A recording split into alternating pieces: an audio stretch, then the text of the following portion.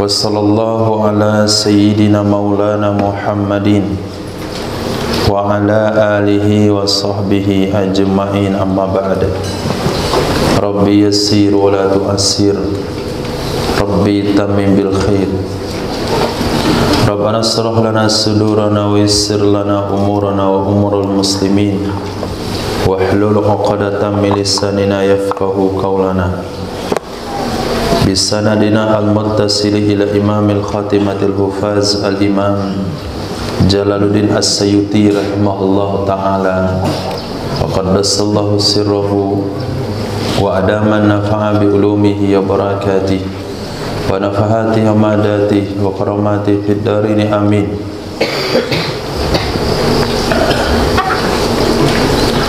Ma min dzambin,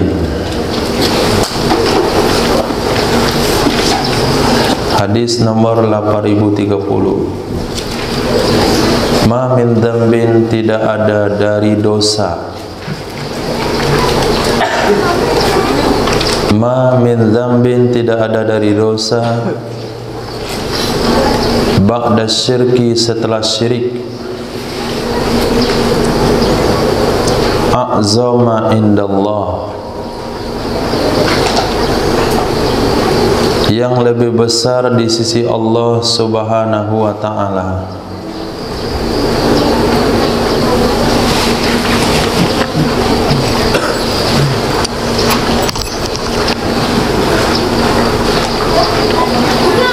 Yang lebih besar dari sisi Allah Subhanahu wa ta'ala, min nutfatin, daripada nutfah, wada'aha rajulun, yang meletakkan akannya nutfah oleh seseorang, fi rahimin, di dalam rahim, la yahillu lahu, yang tidak halal ia rahim baginya seseorang. Nutfah, sperma. Tidak ada dosa yang lebih besar setelah syirik di sisi Allah daripada sperma yang meletakkan akannya oleh seseorang di rahim yang tidak halal baginya.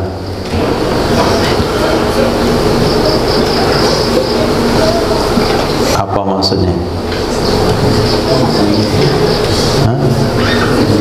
Zina. Jadi baginda Nabi SAW tidak menyebutkan bahasa langsung zina, tapi beliau menggunakan bahasa lain, meletakkan sperma di rahim yang tidak halal. Artinya Nabi mengajarkan kepada kita boleh menyampaikan sesuatu itu dengan redaksi yang panjang lebar, sementara ada redaksi yang ringkas.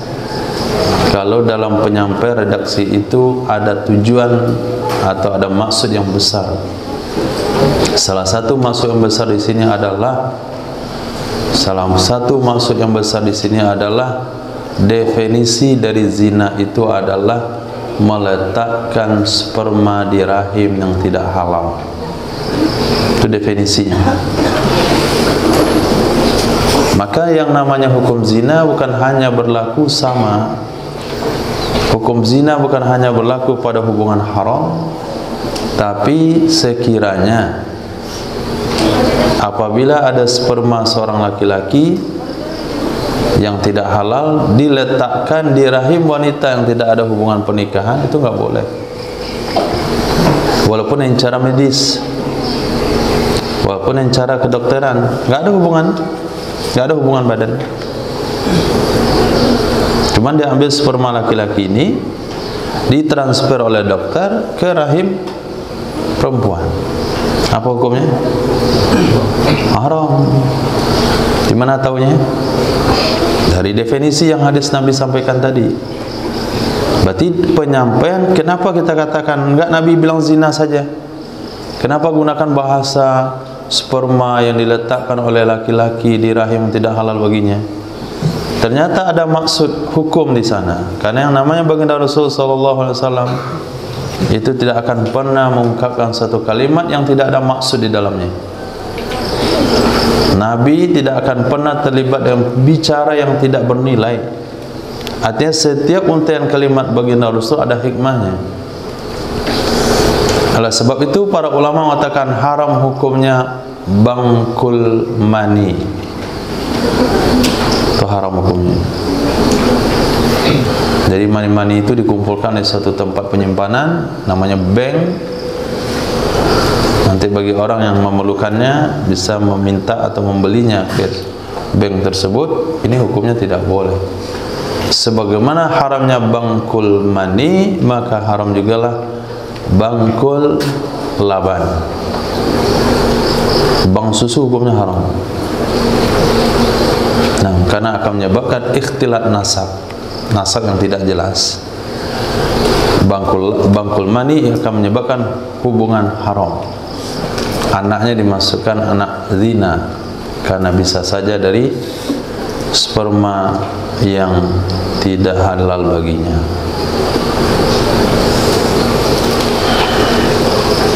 Hadis berikutnya, baginda Nabi sallallahu alaihi wasallam bersabda, "Ma min dzambin." Hadis nomor 8031. 8031.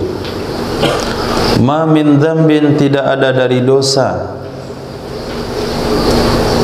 kecuali walahu indallahi taubatun. Kita antum juga sama?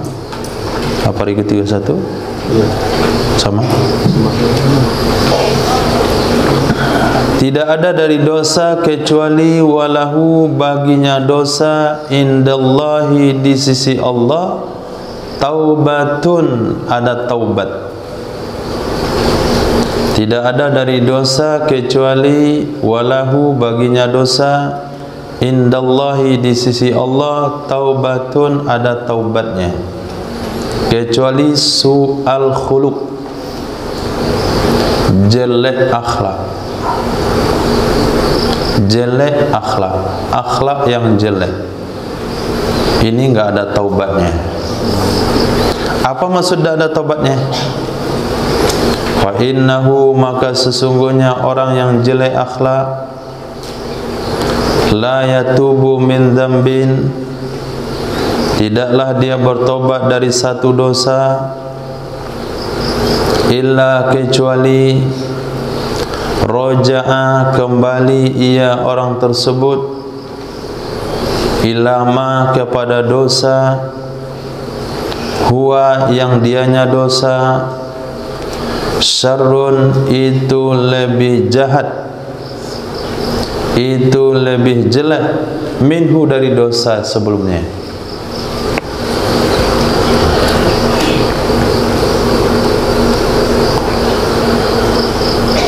Kalau kita mendengar seseorang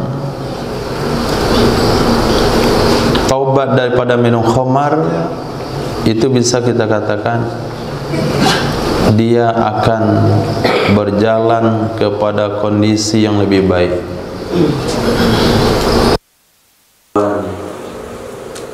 Kalau akhlaknya jelek,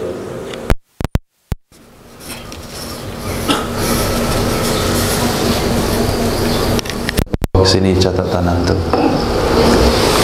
Buat apa urusan?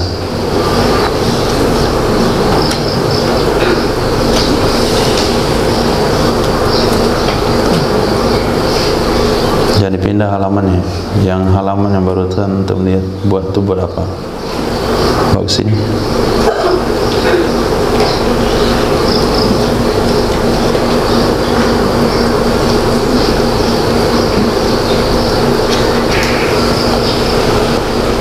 Ini saya.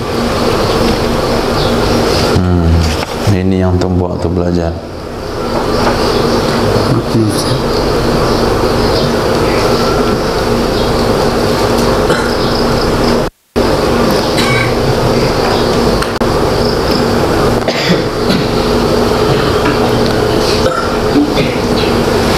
Hadis berikutnya, baginda Nabi sallallahu alaihi wasallam bersabda, "Ma min dzighinan."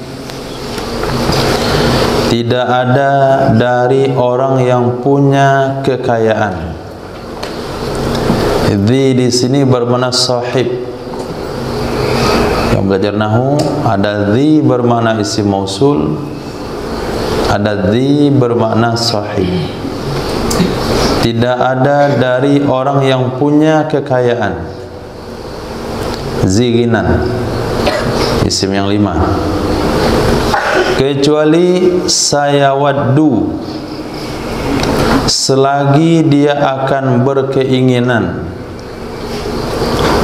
Sayawaddu, selagi dia akan berkeinginan. Yaumal kiamati, pada hari kiamat. Yaumal kiamati, pada hari kiamat. Laukana, jikalau ada ia orang kaya. Innama utiya, hanya saja diberikan kepadanya. Minad dunya, dari dunia ini. Kutan, akan makanan pokok saja. Hadis sahih. Hadis sahih. Ini hakikat. Hari ini tidak bisa kita pahami. Pemahaman ini datangnya nanti kalau sudah mati. Apa kata Rasul? Seluruh orang-orang yang kaya pada hari ini, suatu saat nanti pada hari kiamat, dia berkeinginan kalau sekiranya di dunia dia hanya diberikan Allah makanan pokok saja,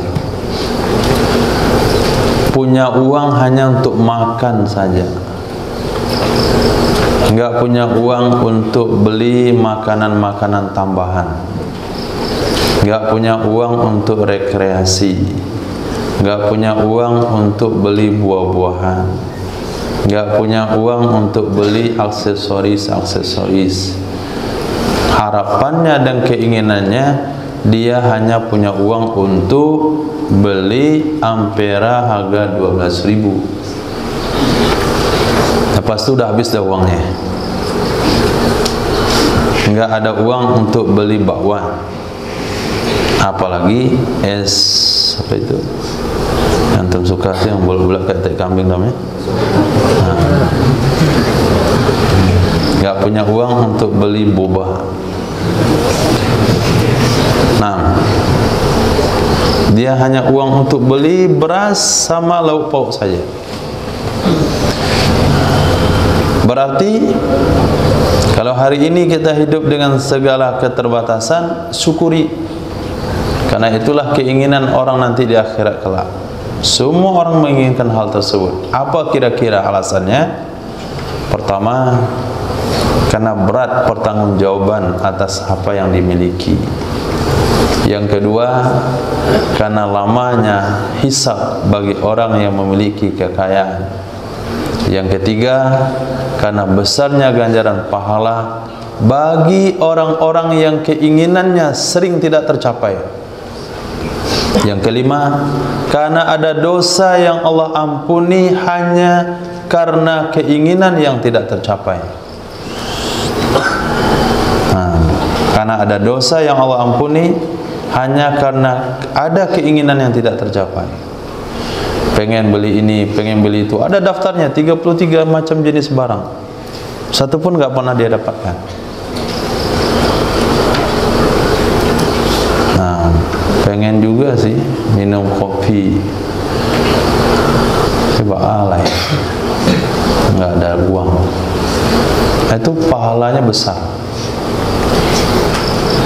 Nah, keinginan yang tidak tertunai itu akan menyebabkan dia mendapatkan posisi yang tinggi di akhirat kelak. Dah paham? Mau jadi orang kaya atau miskin? Antum mau jadi orang kaya atau miskin? Masih ragu menjawab? Kata ada paham, tapi belum paham itu kan. Saya ulang lagi. Orang yang memiliki kekayaan hari ini di dunia, setelah pulang ke akhirat, dia kepengen kalau sekiranya di dunia dulu dia hanya punya uang untuk makan yang penting-penting saja. Antum pengen jadi orang kaya atau miskin? Takut pula dia menjawab. Jawaban antum itu tidak akan merubah takdir. Tidak akan merubah takdir. Kalau antum bilang sekarang miskin sekalipun, kalau takdirnya di Lauh Mahfuz, tidak akan pernah dia jadi miskin. Kalau antum bilang hari ini kaya sekalipun, kalau di Lauh Mahfuz miskin, nggak akan pernah jadi kaya. Maka jangan ragu udah menjawab, miskin selesai. Nah, oh, kata Allah, berarti kamu mau miskin ya, saya miskinkan kamu. Bukan. Allah itu bukan rencananya hari ini. Apa yang terjadi di dunia ini bukan rencana hari ini. Itu sudah ditulis di Lauh Mahfuz. Nah, nggak akan pernah berubah takdir itu. Sayyidina Abdurrahman bin Auf, bagaimana dia berusaha jadi orang miskin, nggak bisa miskin.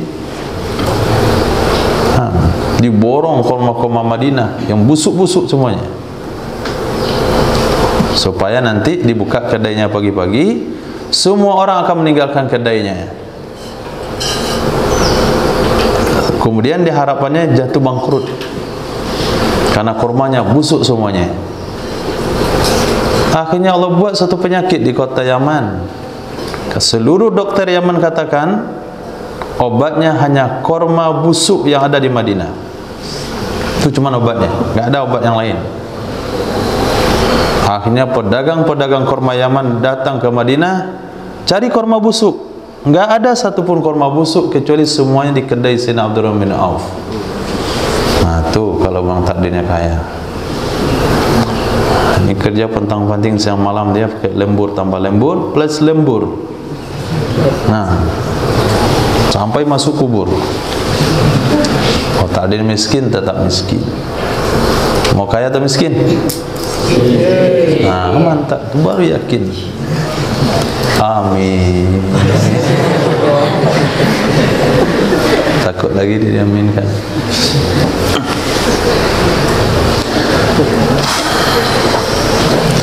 Ma min rakibin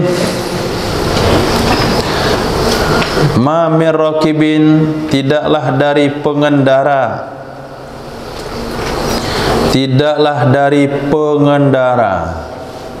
hari ini yang bawa mobil atau motor, yakhlu, dia berdua-duaan,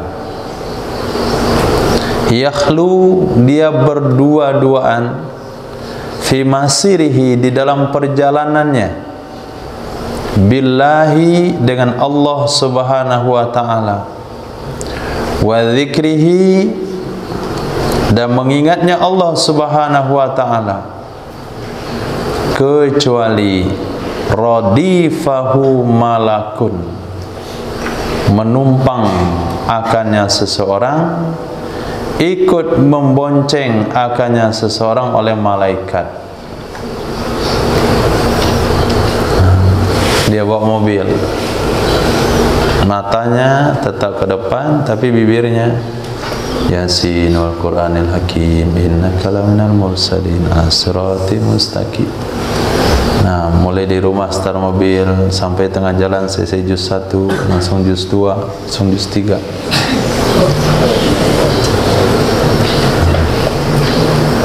Atau di mobilnya itu tilawah Quran atau zikir. Maka orang itu akan disertai oleh malaikat. Dia naik bis, kemudian di bis itu disebut dengan tasbih. Subhanallah, subhanallah. Orang sibuk dengan yang lain, dia sibuk dengan zikir. Dan ada satu saat semua orang akan bersatu dalam zikir ketika cuaca tidak baik di atas pesawat. Itu semua akan berzikir, termasuk orang Kristen. Dia ikut baca istighfar.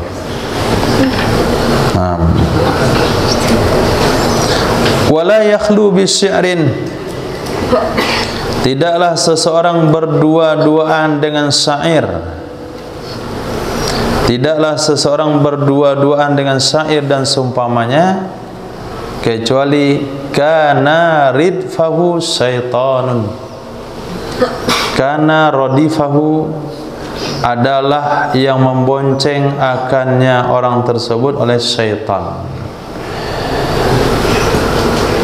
Kana sama radifa itu dalam ilmu nahwu disebut dengan tanazuk.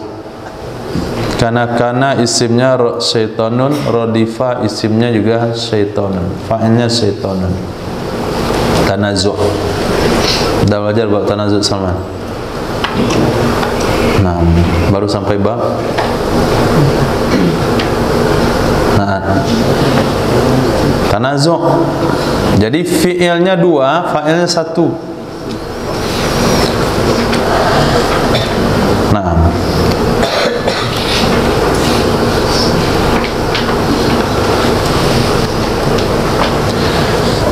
jadi selama perjalanan dia sibuk dengan nyanyian. Dia pakai motornya, handset bluetooth di telinga, nah mengangguk-angguk sendiri. Nggak tahu tuh orang dia ngapa ngangguk dia. Kata disco dia. Maka di belakang dia adalah setan. Nah, kalau sampai dia nabrak di dalam perjalanannya, itu karena setan yang numpang di belakangnya. Kenapa antum kecelakaan? Saya lihat seolah-olah di depan tadi ada orang berpakaian putih. Saya elakkan, ternyata bukan orang, hantu. Kenapa antum nyembah hantu? Karena yang bonceng sama antum juga hantu. Nah, jadi yang di jalan tadi itu maknya, yang bonceng itu anaknya. Jadi ketika anaknya bonceng sama antum, jadi maknya nyambut di jalan. Tapi kalau di belakangnya malaikat, terjadi kecelakaan, semuanya parah, tapi dia santai saja, aman. Kejadian kemarin tahun berapa itu, 2 tahun yang lalu, satu ahbab di pesisir naik travel, dia santai saja, tidak ada masalah dia di dalam kecelakaan tersebut. Kenapa? Karena dia bersama dengan Allah, karena dia dilindungi oleh malaikat, karena dalam perjalanannya dia berzikir. Maka kalau naik angkot ke sini, walaupun tukang angkotnya itu tripping, disco, dangdutan, antumnya ikut pula goyang-goyang kepala. Itu kalau angkotnya masuk rumah, antum juga masuk. Tapi kalau antum dengan zikir, antum akan diselamatkan karena ada malaikat yang melindungi. Terbentur kepalanya ke tempat yang keras, langsung tangan malaikat. Putar-putar mobilnya, langsung dia dipeluk oleh malaikat. Itu makna Al-Quran yang mengatakan fazkuruni azkurkum. Ma min rajulin muslim, tidaklah dari seseorang muslim, tidaklah dari seseorang muslim yamutu, yang meninggal dunia. Mata yamutu itu mirip bahasa Arab mati, mata yamutu. Fayakumu ala janazatihi, lalu berdiri, maksudnya menyolatkan. Artinya berdiri, maksudnya menyolatkan. Ala janazatihi, atas jenazahnya muslim, arba'una rajulan, oleh 40 orang laki-laki, la yusyrikuna billahi syai'a, yang mereka tidak mensekutukan dengan Allah akan apapun. 40 laki-laki ini akidahnya benar. 40 laki-laki yang tidak terlibat dengan pesugihan, praktek perdukunan, percaya kepada jimat. Bukan 40 laki akidah Wahabi, bukan 40 laki-laki yang berakidah tajsim dan tasbih, tapi 40 laki-laki yang punya akidah Ahlussunnah wal Jamaah. Illa syafa'ahumullahu fihi, melainkan menerima akan mereka 40 orang, menerima akan mereka 40 orang oleh Allah padanya muslim tersebut. Ketika 40 orang itu katakan Allah maghfir lahu, ya Allah ampuni dia, kata Allah saya ampuni dia. Warhamhu, rahmati dia, kata Allah saya rahmati dia. Wa'afihi, maafkan dia, kata Allah saya maafin dia. Wajafil arda an jambaihi, renggangkan bumi daripada kedua lambungnya, saya akan renggangkan bumi pada kedua lambungnya. Allahumma ja'al qabra ratan min riyadil jannah, jadikan kuburnya menjadi taman surga, kata Allah saya jadikan kuburnya taman surga. Kalau orang itu disolatkan oleh 40 orang yang akidahnya benar. Nah, bagaimana kira-kira dengan ulama yang disolatkan oleh jutaan orang? Bagaimana kira-kira dengan orang yang meninggal waktu ibadah haji atau umroh disolatkan di Masjidil Haram? Mana kira-kira? Agak ragu dikit kalau di Masjidil Haram. Nah, ragu di mana? Imamnya Wahabi. Itu masalahnya. Tapi kalau meninggal waktu istimewa, nah itu mungkin mantap juga. Atau meninggalnya di Madinah. Madinah kan agak kurang dikit Wahabinya. Wallahu alam. Nah, sehingga ada salah seorang masyaikh kita, nah, kata beliau, ya Allah, kalau saya meninggal jangan sampai disolatkan oleh Sudais. Saya meninggal disolatkan oleh Surem saja. Kenapa ada doa masyaikh di Makkah ngomong doanya seperti itu? Kita bisa pahami tidak semua imam itu Wahabi. Nah, tidak semua Wahabi itu akidahnya tajsim dan tasbih. Tapi kalau mengatakan Allah di langit, nah itu udah itu. Betul dia tasbih. Allah di langit, Allah punya tangan. Itu kalau satu masjid raya dia berkumpul menyolatkan antum, kata malaikat, enggak jadi antum diampunin dosanya. Kenapa? Yang nyolatin adalah akidah sesat.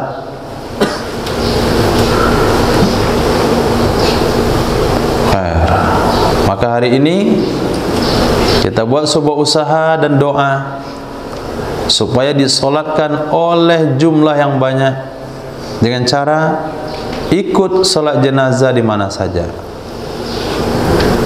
Nah, ada permintaan solat jenazah gaib, kita solatkan. Ada yang mau disolatkan nanti maghrib?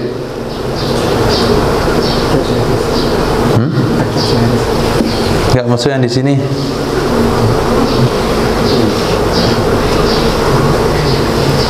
Yang di sini ada yang mau disolatkan nanti pada maghrib?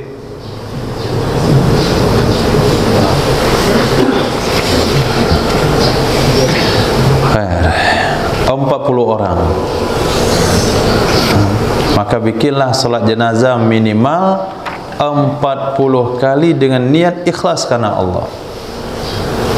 40 kali dan niat ikhlas karena Allah, dan harapan, ya Allah, saya sudah solatkan orang 40 kali banyaknya. Semoga Allah engkau gerakkan hati orang-orang yang sehat akidahnya untuk menyolatkan saya nanti, sehingga ketika orang itu mengucapkan doa, Allah langsung kabulkan. Hadis sahih riwayat Imam Muslim, Imam Abu Dawud, Musnad Imam Ahmad bin Hanbal. Ma min rajulin, tidaklah dari seseorang, min di sana adalah min zaidah, maka terjemah langsungnya adalah tidaklah seseorang yaghrisu, yang dia menanam, gharsan, akan tanaman keras. Yaghrisu, yang dia menanam akan tanaman keras. Tanaman keras adalah tanaman yang bisa dipanen berkali-kali. Ini tanaman keras. Sedangkan tanaman muda bahasa Arabnya adalah yazra'u. Itu tanaman yang dipanen kemudian jangan ditunggu berbuah lagi. Pisang misalnya.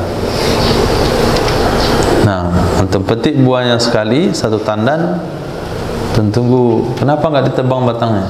Mungkin dia sebentar lagi berbuah lagi. Nah, pisang tak berbuah 2 kali. Padi juga begitu, jagung juga begitu. Tapi kalau kelapa, dia terus berbuah. Nah, biarkan saja dia berbuah. Nah, jadi panjang.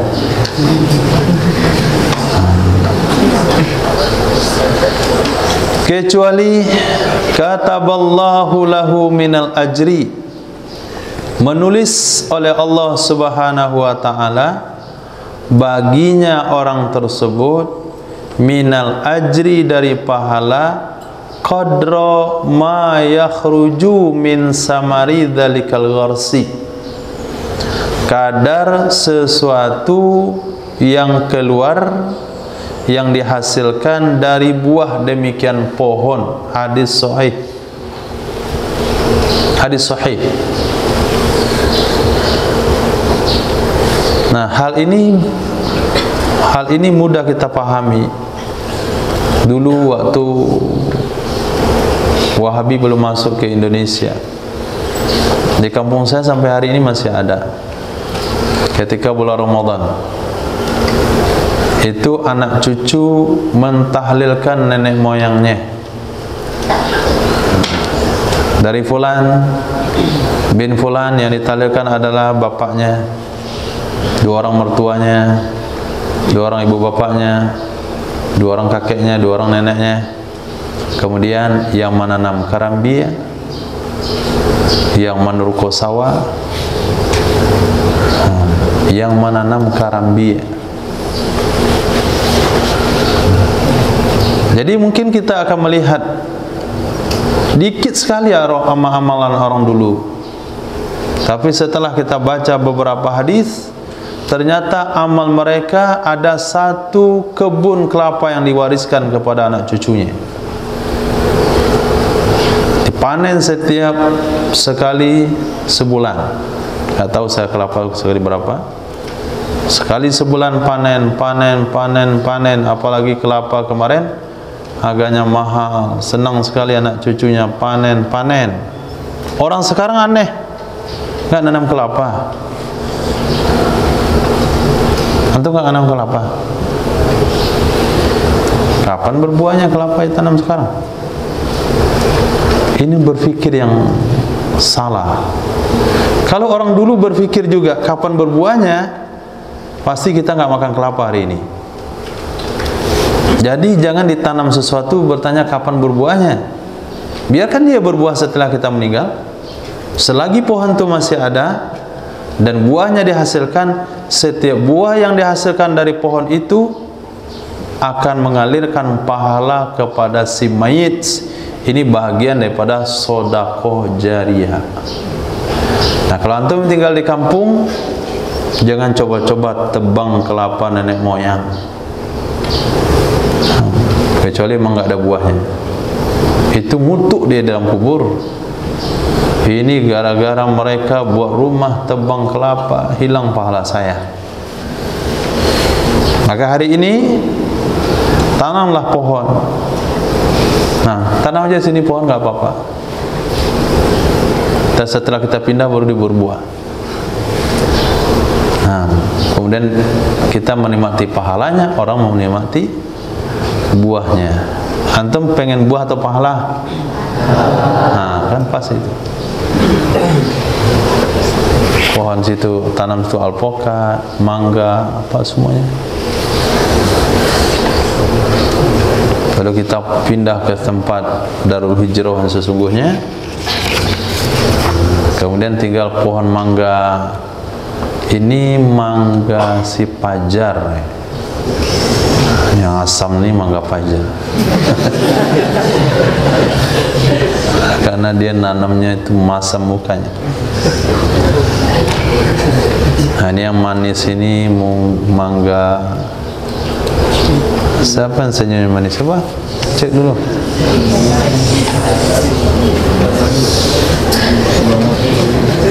Enggak ada satupun. Ini kalau nanam mangga masam semua ya? Enggak ada yang senyum yang manis. Ada mangga pohonnya kecil sekali. Mangga siapa ini? Ini Aziz punya ini. Insyaallah. Khair. Nah, jadi mulai hari ini hadis sahih, niatkan menanam. Niatkan menanam. Walaupun pohon itu dimakan oleh monyet sekalipun, itu tetap ada pahalanya. Ma min rajulin muslim, tidaklah dari seorang muslim yusabu ditimpa bisyai'in dengan sesuatu fi jasadihi pada badannya. Tidaklah dari seseorang muslim yusabu ditimpa dengan sesuatu pada badannya, fayatasaddaqu bihi, lalu dia bersedekah dengannya. Kecuali rafa'ahullahu bih, mengangkat akannya orang tersebut oleh Allah Subhanahu wa ta'ala, bihi dengannya sesuatu, darajatan akan satu derajat, wa hatta anhu, dan menghapuskan ia Allah, anhu darinya seseorang, bihi dengannya sesuatu, khati'atan akan dosanya.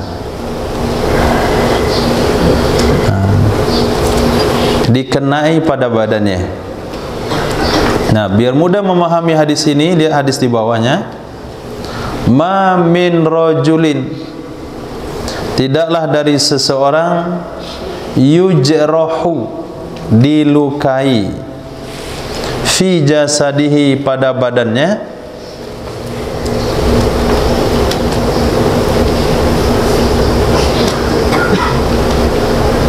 fi jasadihi pada badannya, jirahatun akan luka,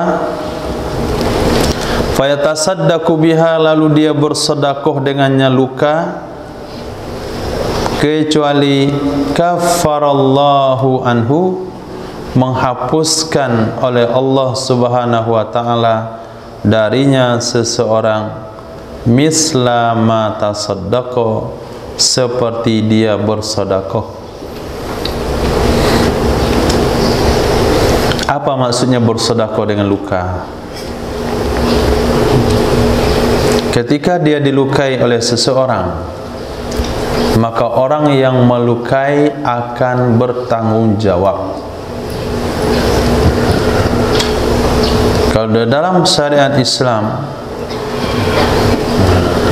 memotong satu organ tubuh, misalnya telinga, orang yang memotongnya akan membayar 50 ekor onta. Lalu kata orang yang telinganya dipotong, Dia katakan, enggak usah kamu bayar 50 ekor onta. Nah, memang telinga saya itu memang dah cocok untuk dipotong. Karena sering dengar orang gibah dia. Itu maksudnya bersedekah. Kalau hari ini mungkin seseorang dilukai oleh orang lain karena sebuah kecelakaan, dalam aturan orang yang menabraknya, orang yang melukainya bertanggung jawab dengan pembiayaan pengobatannya. Tapi orang itu katakan, enggak usah kamu tanggung jawab, saya sedekahkan kepadamu biaya pengobatannya. Ini makna dari kalimat yatasaddaqu bih. Maka Allah akan angkat derajat orang tersebut, Allah akan hapuskan kesalahan orang tersebut, dan Allah akan hapuskan dosa-dosanya seperti dia telah bersedekah menghapuskan kesalahan orang lain. Al-jaza min jinsil amal. Ma min rajulin, ini hadis sudah kita baca kemarin dalam Sunan Abi Daud. Tidaklah seseorang ya'udu, yang dia membezuk, menjenguk, maridan, akan orang sakit, mumsian, di sore hari, mumsian hakadan dia di sore hari, kecuali yastaghfiruna lahu, yang mereka memintakan ampun untuknya orang yang membezuk sampai sore. Dari hadis ini disunahkan kita mencari waktu membezuk itu pagi-pagi atau awal malam, sebagaimana disunahkan mencari waktu khatam Quran di awal pagi atau di awal malam. Karena kalau dikhatamkan Quran di awal pagi, doa malaikat sampai sore. Kalau dikhatamkan Al-Quran dari awal malam, doa malaikat sampai pagi. Kalau dikhatamkan Al-Quran jam 3 sore, doa malaikat hanya sampai jam 6:30. Cuman doanya 3,5 jam. Begitu juga yang khatam Quran kubronya itu jam 6. Nah, baru doa malaikat 1/2 jam dan maghrib. Maka kalau mau khatam kubro itu selesainya 5 menit setelah azan maghrib. Nah, maka doa malaikat sampai pagi. Nah, begitu juga membezuk orang sakit. Maka ketika selesai salat subuh, baginda Rasul sallallahu alaihi wasallam bertanya, adakah di antara kalian yang sudah membezuk orang sakit dari tadi pagi? Sayyidina Abu Bakar katakan, saya sudah, wahai Nabi. Lepas salat subuh ditanya, ada yang membezuk orang sakit? Sayyidina Abu Bakar sudah melakukannya. Apa fadilahnya? Akan disertai oleh 70.000 malaikat. Kalau satu malaikat yang menyertainya menyumbangkan semangat ibadah 1 titik debu saja, kali 70.000, saya rasa dia mendapatkan semangat ibadah sebesar salalau. Itu dah besar itu.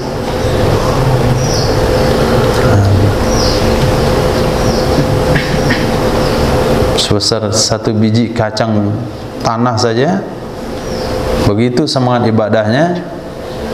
Oh, itu kalah yang solat hajat. Nah, dan 70.000 malaikat itu akan istighfar untuknya dari pagi sampai malam.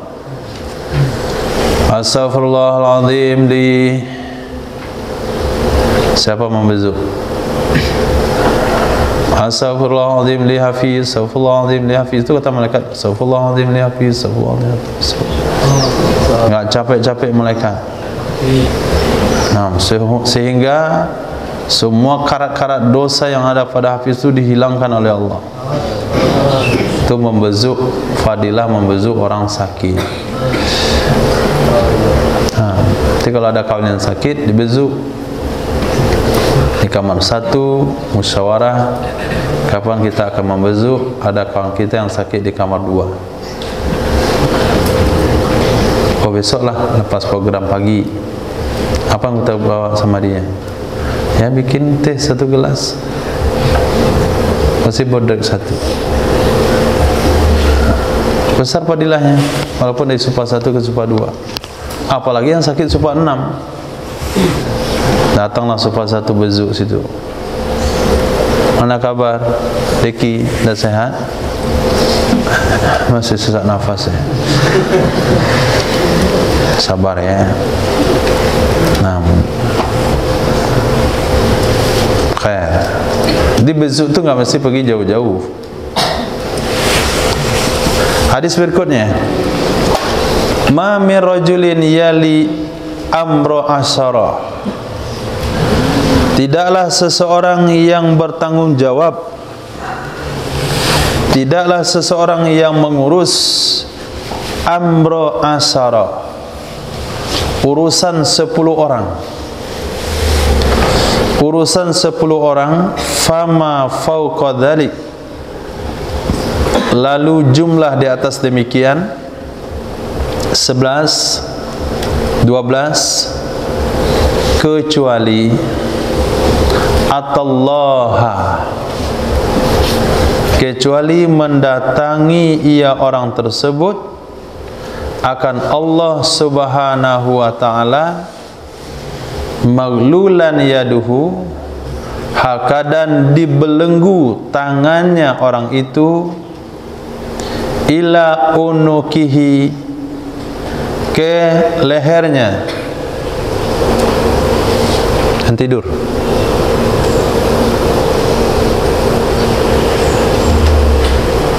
Berdiri.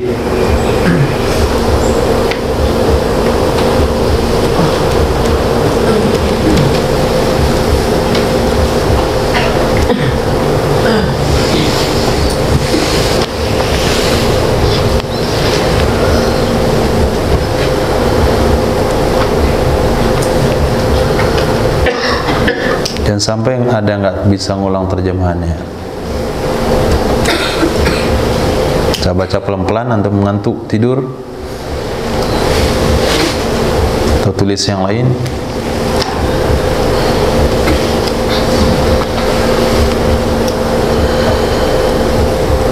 Illa atallaha maglulan, kecuali mendatangi ia orang tersebut akan Allah Subhanahu wa ta'ala, maglulan yaduhu, hakadan dibelenggu tangannya, ila unukihi, ke lehernya orang tersebut, fakkahu birruhu, melepaskan akannya belenggu oleh perbuatan baiknya,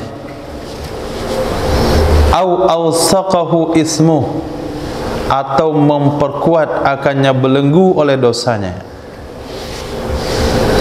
Jadi setiap pemimpin minimal dengan yang dipimpin jumlah 10 orang atau lebih, seluruhnya akan hadir nanti pada hari kiamat. Lehernya, tangannya diikat ke lehernya. Kalau dia baik dalam memimpin, maka kebaikan itulah yang melepaskan belenggunya. Kalau dia curang dalam memimpin, maka dosa itu akan mempererat ikatan tangan ke lehernya. Awwaluha malamah, wa awsatuha nadamah, wa akhiruha khizyun yaumal qiyamah. Awalnya kepemimpinan adalah malamah, celaan. Tengah-tengahnya kepemimpinan adalah penyesalan. Akhirnya kepemimpinan adalah kehinaan pada hari kiamat. Baru saja terpilih, baru saja menjabat, baru saja dilantik, maka yang diterima oleh pemimpin terpilih itu adalah celaan. Apa itu? Dilantik, tapi enggak jujur pemilihan umumnya. Curang dia dalam melakukan pilkada. langsung mencela. Saya nggak yakin si Anu itu bisa mimpin Indonesia. Itu malama. Nah, tengah-tengahnya maksudnya sudah pensiun, selesai masa jabatan sebelum mati, itu penyesalan. Dipanggil ke pengadilan, ijazah asli atau tidak. Nah, panggil lagi, dia terlibat kasus korup ini, korup itu. Banyak pemanggilan-pemanggilan. Itu nadama, penyesalan. Nanti pada hari kiamat, kehinaan. Maka kalau rakyat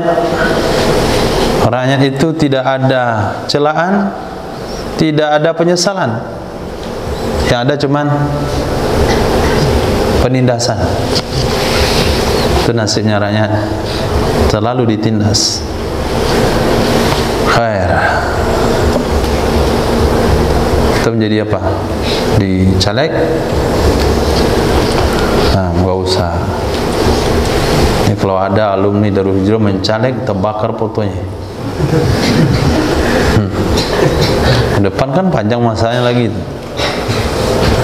Rehan Syah, ada pula belehonya Payakumbuh. Pilihlah saya menjadi wali kota Payakumbuh yang jujur dan adil, hafiz Quran. Satu-satunya wali kota yang hafiz, Rehan Syah. Besok tak datang, tercabut belehonya, bakar.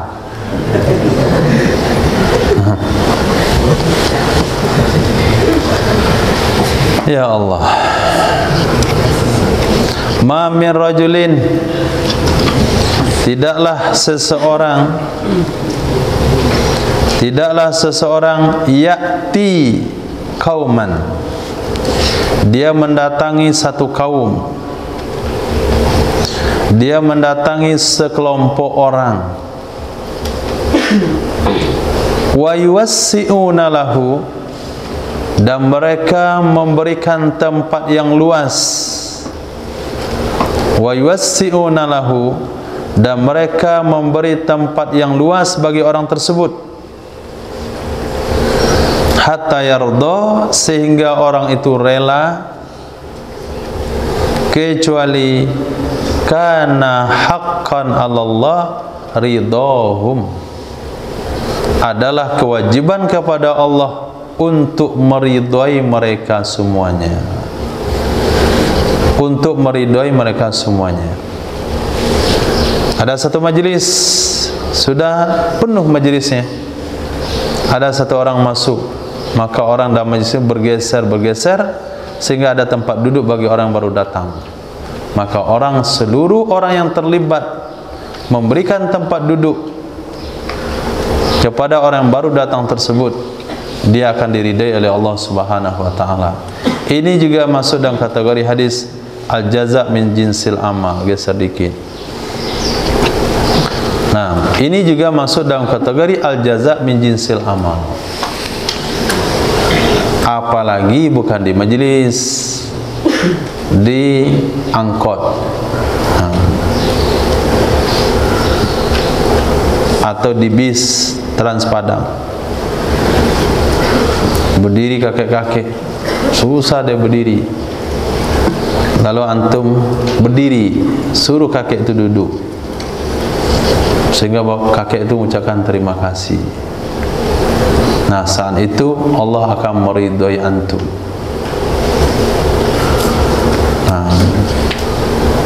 Jangan sampai anak muda duduk, orang tua berdiri. Itu juga masuk dalam kategori yuwassi'una. Kalau yuwassi'unya artinya menyumbang sekian tempat duduk, apalagi dia siap berdiri memberikan fasilitasnya kepada orang lain.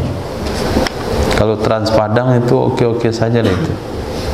Tapi kalau transport umum dari pesisir udah penuh tuh tempat duduk, ada satu orang berdiri, siapa yang siap berdiri ngasih orang berdiri itu tempat duduk? Serasa nggak ada. Kalau ada, sampai di Padang dia langsung disalami oleh malaikat. selamat, kamu jadi wali.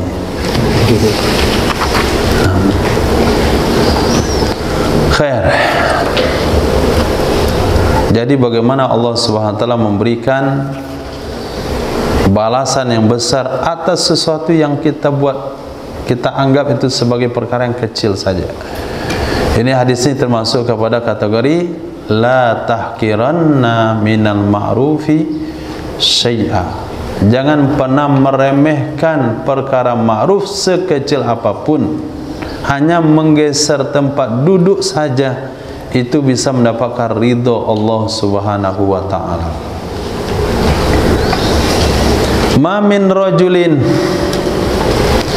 tidaklah seseorang yata'azzamu fi nafsihi, yang ia menganggap besar pada dirinya. Yata'azzamu fi nafsihi, dia menganggap besar pada dirinya. Wa yakhtalu fi misyatihi, dan dia angkuh di dalam berjalannya. Angkuh dalam berjalannya, kecuali laqiyallaha, dia akan bertemu dengan Allah Subhanahu wa ta'ala wa huwa alaihi ghadban, dianya Allah, atasnya orang tersebut marah. Dianya Allah, atasnya orang tersebut itu marah. Ya ta'azamu fi nafsi, ini perlu kita latihan. Nah, ya ta'azamu fi nafsi, perlu mengawal hati. Antum diundang memberikan tausiah, ceramah menyambut tahun baru Hijriah, jauh diundang ke situ, sebuah masjid raya. Kemudian di pintu udah sambut dengan tola'al badru alaina. Berjalanlah Pak Kiai itu, diberikan tempat duduk yang spesial. Mulai diangkat dadanya, lihat ke kiri, lihat ke kanan. Gak ada apa-apanya orang di sini. Nah, saya ya yang paling alim di sini, yang paling soleh, paling taat. Orang itu langsung hina di hadapan Allah.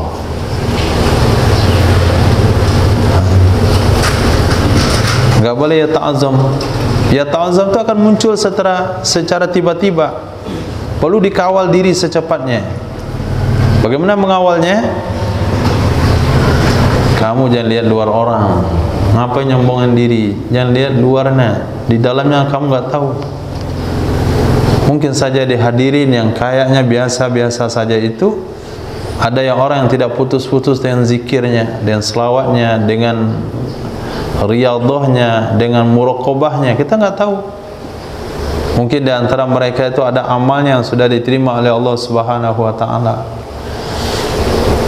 Bayangkanlah sebagai ada satu orang yang bacaannya bagus, makhrajnya bagus, sifat hurufnya bagus, lalu dia sedang mengajar anak TPA.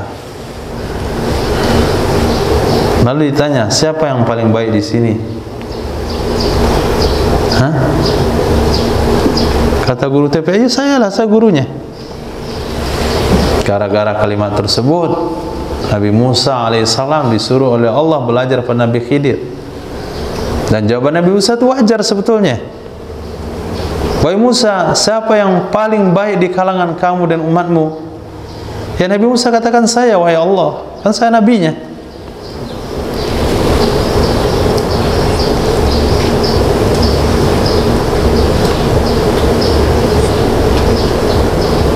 Allah katakan kepada Nabi Musa untuk pergi melakukan perjalanan bertemu dengan Nabi Khidir alaihissalam. Untuk menunjukkan kepada Nabi Musa masih ada orang yang lebih alim dari kamu. Jalan, ketemu, nampak anak kecil mengkelereng, panggil anak itu, patahkan lehernya. Udah mati, taruh lagi. Ini orang ini. Kenapa kamu bunuh orang yang tidak berdosa? Jangan tanya, kan udah bilang ikut saya, jangan nanya-nanya. Jadi kalau belajar tuh jangan banyak bertanya. Oke lah, maafin saya. Jalan lagi, ada perahu dirusak. Udah dapat tumpangan gratis, kemudian sampai di seberang perahunya dirusak. Ini tindak kenapa lagi? Sudah dikasih tumpangan, kenapa kamu rusak milik orang? Sudah saya bilang jangan bertanya. Maka aku bilang suruh sahabat-sahabat saja, jangan banyak tanya. Kenapa harus sahabat? Kenapa harus sebeki? Kalau bertanya tuh nggak sampai di jalan. Dia nggak perlu bertanya-tanya. Jalan saya, sahabat-sahabat, sebeki-sebeki, manzil-manzil, tidur-tidur, makan-makan. Nah, jangan banyak tanya. Yang ketiga, datang pada satu tempat. Kami ini musafir nih, kami minta makan. Kata orang kampung tuh, kami nggak mau menjemput tamu. Kamu orang mana? Pakai jenggot-jenggot begini siapa? Diusir malah di masjid. Bukan tamu dikasih makan, malah diusir. Ada di sana rumah yang hampir roboh, diperbaiki oleh Nabi Khidir. Kenapa nggak kamu minta aja upah atas perbaikan ini? Kan bisa kita makan. Dah, ini perpisahan kita. Ternyata ilmu Nabi Khidir, ilmu laduni, ilmu untuk pribadi, tidak boleh menjadi syariat. Nabi Musa ilmunya ilmu syariat. Jadi ilmu syariat sama hakikat itu nggak bisa disatukan. Sebagaimana menyatukan antara ulama fikih dan ulama tasawuf.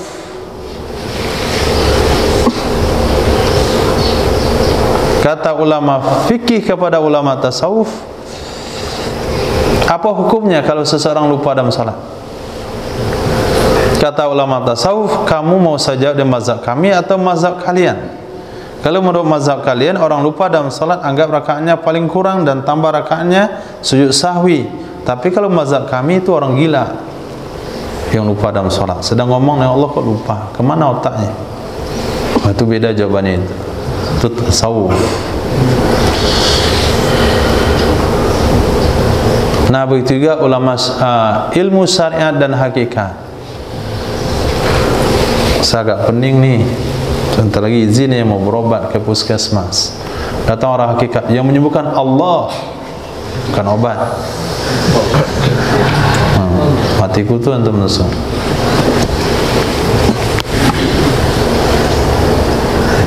Itu kalau ketemu orangnya, sebetulnya nggak ada yang salah. Nah, penempatannya yang tidak tepat. Khair. Jadi ketika dipanggil satu persatu, wisudawan kedua, angkatan ke-20 berapa? Belum 20 ya? Angkatan ke-9 atas nama Muhammad Hussein Sayyid. Itu perasaan tuh hadir bagaimana? Angku? Oh, itu bahaya itu. Bahaya. Wisudawan 30 juz atas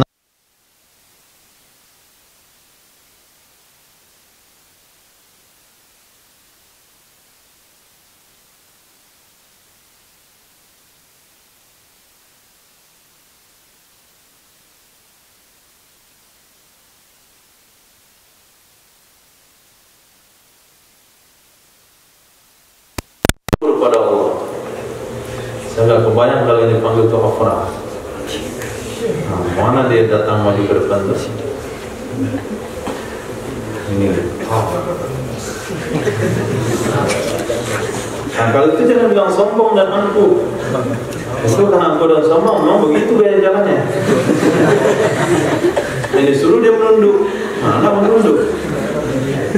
Nah, semuanya bundar. Jadi jangan menilai itu sombong itu dari jalan, nggak mungkin juga. Karena ada sesuatu yang secara alaminya begitu.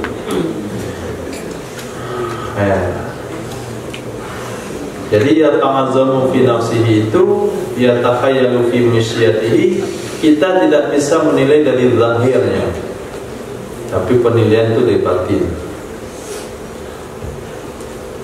Ma min rajulin, duduk, tidaklah dari seseorang yang asu yang dia menyampaikan bilisanihi dengan lidahnya haqqan akan sebuah kebenaran. Tidaklah dari seseorang yang menyampaikan bilisanihi dengan lidahnya haqqan akan sebuah kebenaran, fa'amila bihi man ba'dahu, lalu mengamalkan dengannya kebenaran oleh orang yang ada setelahnya. Mengamalkan dengannya kebenaran oleh orang yang ada setelahnya, kecuali ujriya alaihi ajruh, diberikan pahala, diberikan di atasnya seseorang akan pahalanya sampai hari kiamat.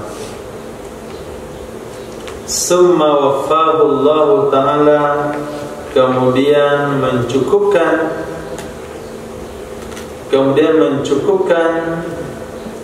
akannya orang tersebut oleh Allah Subhanahu wa Ta'ala sawabahu yaumal qiyamah, akan pahalanya pada hari kiamat.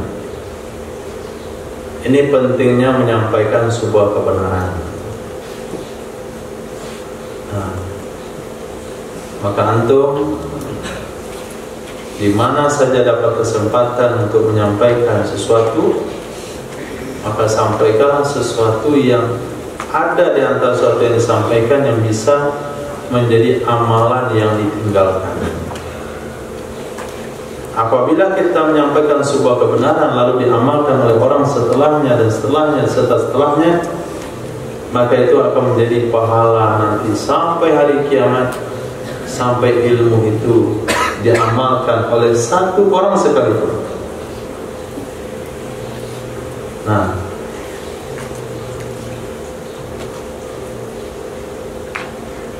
sehingga orang-orang Minang sebetulnya, orang mana saja itu mereka katakan, dulu tuanku, ada dulu tuanku, tahun berapa dia, tuanku mudo, dia bilang begini caranya ngeluarin zakat.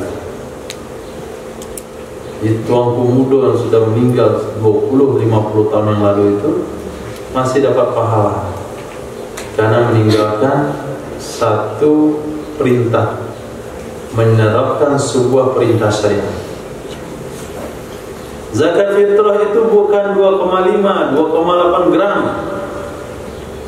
Asal ada urusan zakat fitrah 2,8 bukan 2,5, 2,8 bukan 2,5. Ya paling enggak ada satu orang, dua orang mendengarkan, ia mengamalkan hal tersebut. Lalu dia pesan nanti sama anaknya, 2,8 ya zakat fitrah. 2,5 Pak MUI, 2,8 pokoknya 2,8. Saya pernah dengar dulu lama, ada namanya Kiai Abrol Mustafa, 2,8 katanya. Itu satu itu saja dipegang oleh masyarakat. Itu sudah berapa itu pahala yang diterima di dalam kubur. Asal datang Idul Fitri, Abrol Mustafa itu dapat kiriman. Dari mana ini? Dari 2,8.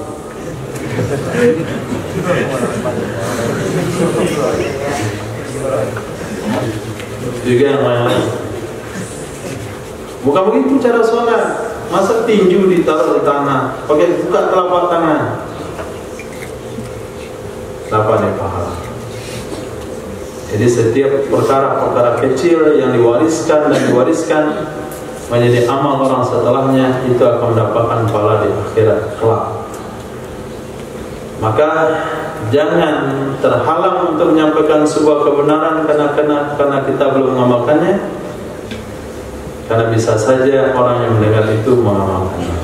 Jangan ragu-ragu menyampaikan sebuah kebenaran Karena kita tidak tahu dari yang hadir itu ada yang menyimak apa yang kita sampaikan, lalu dia mengamalkannya secara sendiri-sendiri dan akan menyampaikan kepada keluarganya. Oh, itu pemasukan yang besar. Ini ceramah ikut kehendak masyarakat. Penceramah atau kiai, ustaz itu sama dengan dokter. Dokter yang baik memberi obat sesuai dengan penyakit. Dokter yang rusak akan memberi obat sakit perut dengan obat sakit kepala. Ini pasiennya ini sakit perut, tapi kalau disampaikan sakit perut besar risikonya. Dikasih tahulah pasien ini sakit kepala, obat juga cukup paling Panadol. Nggak sembuh-sembuh tuh pasien. Bahkan malah yang ada berbusa mulutnya. Obrosis. Maksud saya, kalau datang ke komplek orang kaya, jangan bahas sodako. Itu enak bagi mereka bahas sodako. Bahas riba. Itu baru merah telinganya. Riba aja. Datang sama orang miskin, jangan bahas riba. Riba apaan? Gak pernah ada nyimpan uang di bank. Ini datang ke kampung, istri aja gak sana, dia hindarilah riba. Jangan nabung di bank, jangan minjam di bank.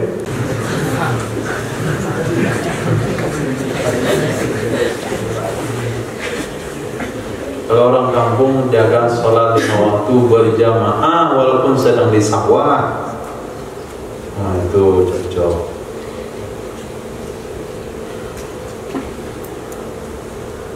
Disuruh minta masih pengarahan, ada anak TK di wisuda. Ini ustaznya ustaz kematian. Cerita tentang mati. Wala tamutunna illa wa antum muslimun. Gak ada masuk dalam kepala anak TK. Anak TK itu birrul walidain. Boleh panggil orang tua dengan menggim. Tinggalkan dulu gimnya baru. Tunaikan perintah orang tua. Itu yang cocok sama anak. Ini karena takut tidak ada simpatisan daripada jemaah. Oh, ini kayaknya para pengusaha banyak sini. Jangan bahas-bahas riba lah, nanti kita nggak diundang. Bahas aja riba. Ada 10 orang penganut riba, ada 1 yang tobat. Nah, itu berapa pahalanya itu? Walaupun minggu depan nggak diundang lagi antum di situ. Coret sama Ustaz riba itu, coret sini. Merah telinga saya dengar riba ya. Hantam terus. Kasih obat sesuai dengan penyakit. Nah, kalau obat sesuai dengan penyakit akan ada reaksi. Tapi kalau obat sesuai dengan penyakit nggak ada pengaruh. Nah, masuk ke komplek perkotaan, Wahabi, akidah tajsim. Ini ada masjidnya itu masih tahlilan, doa, tasbih. Itu apa Wahabi dibahas itu? Wahabi itu di UPI itu cocok.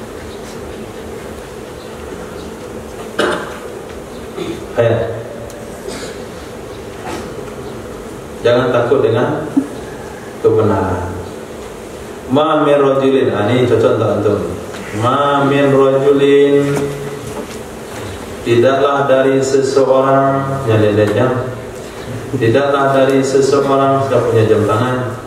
Ma min rajulin, tidaklah seseorang yanzuru illa wajhi walidayhi, dia memandang ke muka kedua orang tuanya.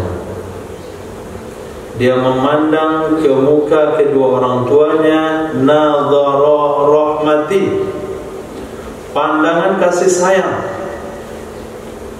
Pandangan kasih sayang.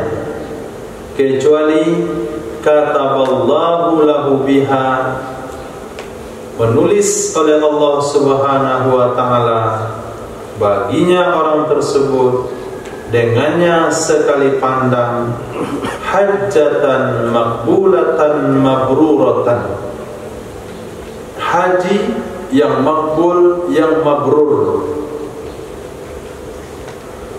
Nah, pandang muka orang tua, ya, udah keriput, gosong karena panas, giginya nggak cukup lagi. Nah, udah banyak putih-putih uban di jenggotnya, matanya sudah banyak kataraknya. Pandang nih kasih sayang, anak ini dapat haji, pahala haji mabrur. Ini ngomong sama orang tua, nggak lihat orang tua, minta uang, iya dia enggak. Pak lift juga, bapaknya di mana, mintanya kemana? Sudah ngomong dia, dulu ganteng juga orang tua saya. Kenapa gantengnya? Karena cari makan untuk saya. Ini nggak tahu nama dari orang tua. Yang penting saya belikan ini, titik. Jangan komplain. Perintah anak raja. Nah, kalau nggak belikan awas ya. Waktu tuanya saya nggak urus kamu. Oh itu anak Fir'aun itu. Anak calon Fir'aun. Pandang orang tua dengan kasih sayang. Nah, salaman tangannya kasar nggak? Itu karena campur, karena apa tuh bagroba, karena membengkel.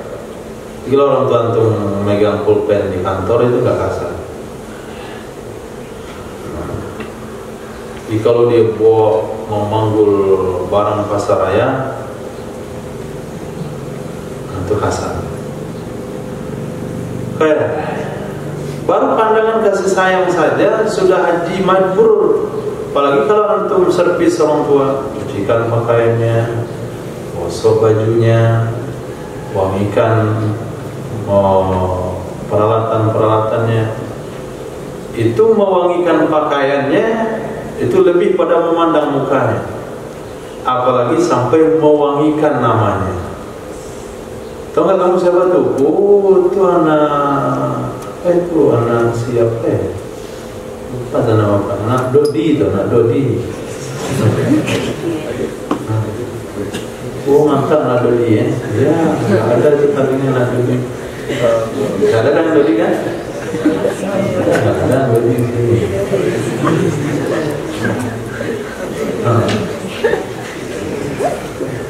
Siapa yang mengetahui tadi itu? Anak Dodi. Yang ceramah bayan apa tuh? Bayan maghrib tadi itu. Semua orang keluar 4 bulan sebab dia anak Dodi itu. Itu mengharumkan nama orang tua. Itu saya rasa banyak pahalanya, lebih pada pahala haji dan umroh. Dan besar juga dosanya kalau sampai mempermalukan orang tua. Siapa mencuri tadi? Nak Dodi.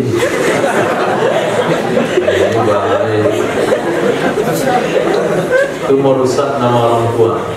Gak boleh. Harus mengharumkan nama orang tua.